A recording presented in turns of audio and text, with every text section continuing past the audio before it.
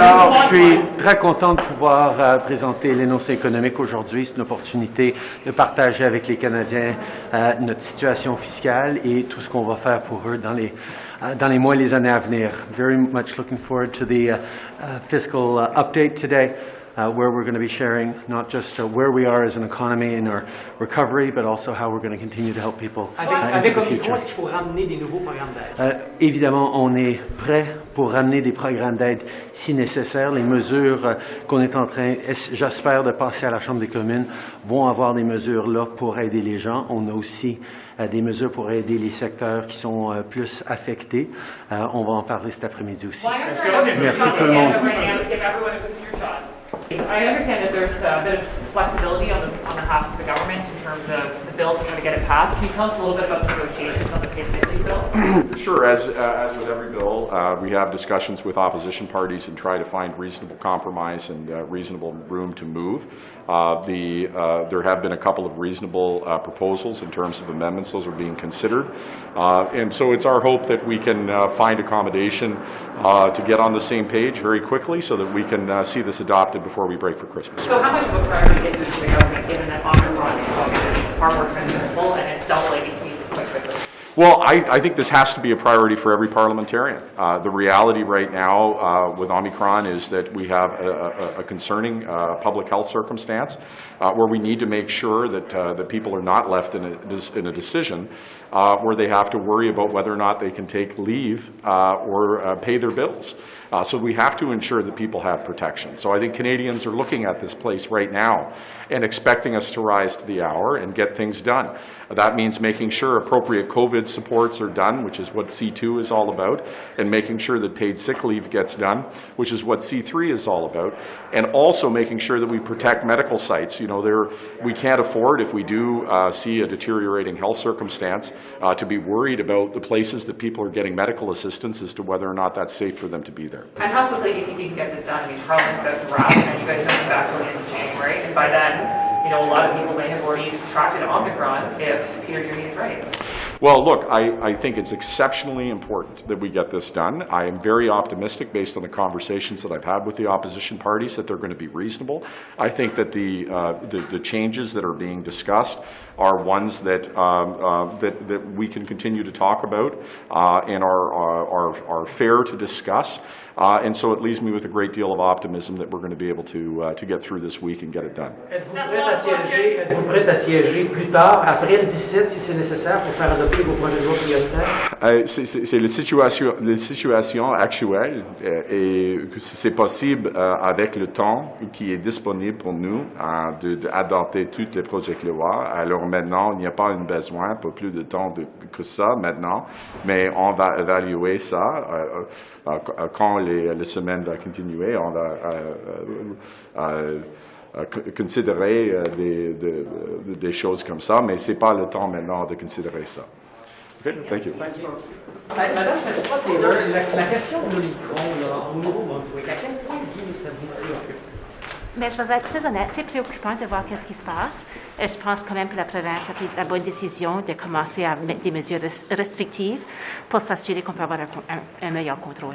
Et avec un meilleur contrôle, ça veut dire qu'il y a des gens qui vont peut-être devoir rester à la maison, qui ne pourront pas travailler. Ne pourront pas travailler. À ce moment-là, est-ce que ça veut dire que le gouvernement ne devrait pas remettre en place certaines mesures d'aide, comme la PCU? À ce point ici, on n'est pas encore rendu à ce stade-là. C'est sûr que le premier ministre Higgs a mis des mesures préventives en place en consultation avec Santé publique. What are you hearing from your constituents? How concerned are they? Do you think there's enough support for people if they do need to stay home? Well, I think at this point in time, people are just really pleased that the province is following the public health recommendations that have been brought forward, and we'll have to wait to see where the situation goes from there. Do you think the federal government should be providing more rapid tests? Is that something that you would support? Once again, I think that the federal government has purchased a tremendous amount of rapid tests. Now it's up to the provinces and territories to make sure that they're provided to their constituents. Pour l'annonce d'hier, Madame Taylor, votre annonce d'hier.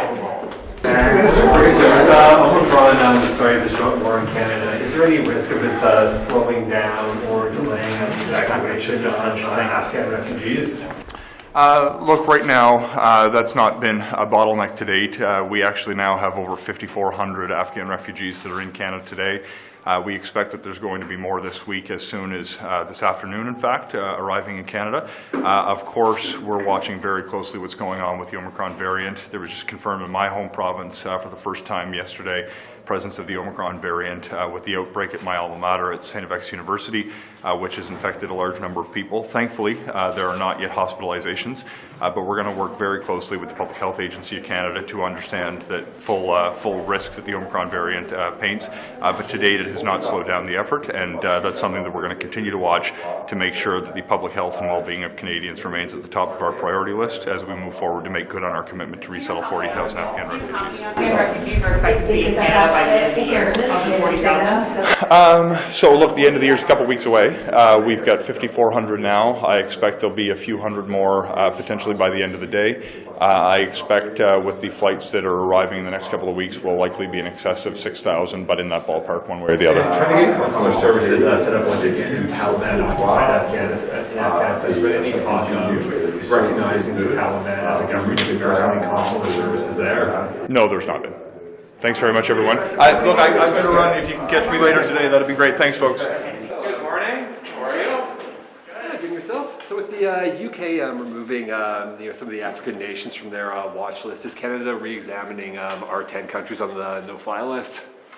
Well, as we have said all along, we are continuing to follow the new variant of concern, Omicron, very closely.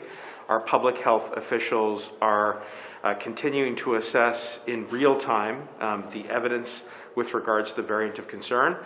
They're also coordinating with international colleagues from around the world, including the WHO. I would point out that there was an international tech briefing issued by the WHO yesterday. So as we learn more about the new variant of concern, Omicron, which to date demonstrates that it is more transmissible, and we continue to determine whether or not there are more negative and adverse consequences, we will take the appropriate public health care measures, not only at our border, but increasingly and importantly within our communities, which has always been the greatest and most significant vector of risk. Do you have any information on why arrival testing is not yet happening at every airport?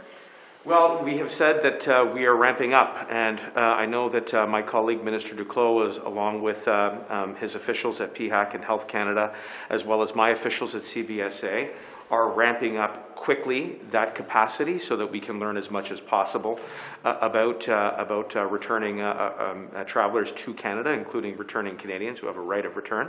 But I know that there needs to be as well significant coordination with our provincial and territorial partners, because we know that Omicron is here in Canada and that the most significant risk that Canadians will face as we continue to battle this pandemic will be within our communities. What seems to be the biggest issue at the airports? Is it capacity right now, why we're not seeing arrival tests for everyone yet? Like, what's going on here? It's been about well, there's no doubt that there is a pent-up demand to travel, and here we are, on the cusp of the holiday season, and for some that has already begun.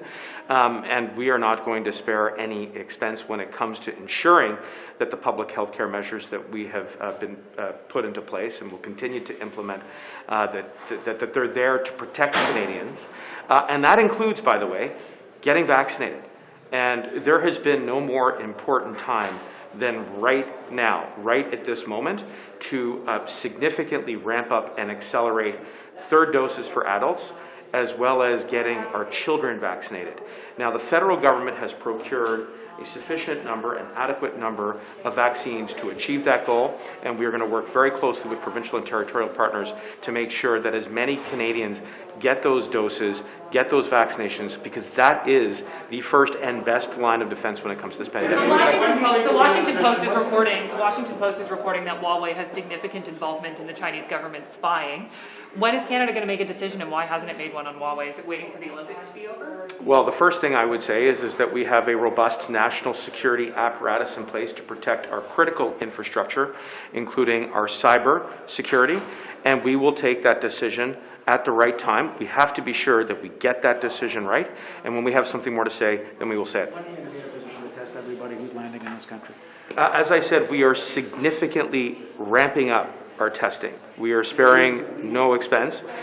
We want to get it done as quickly as possible, but I'm also going to point out to you that we have to follow the advice that we are getting from our public health care experts when it comes to the most appropriate standard when it comes to testing, as well as making sure that we get people vaccinated, as well as working with the provinces around community transmission. And what we saw throughout the pandemic is not that there was source transmission at the border through international travel.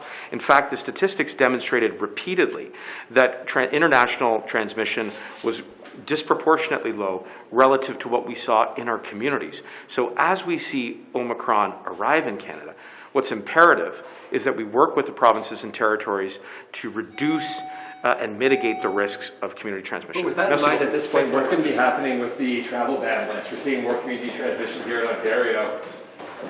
Mr. Holland, any more talk on what may or may not come up on the paid sick leave? On the paid sick leave cabinet today. Any more talk? So the discussions are ongoing with the opposition parties. I think those are moving very well. I have an expectation that we're going to be able to work together on this to get it done before the Christmas break.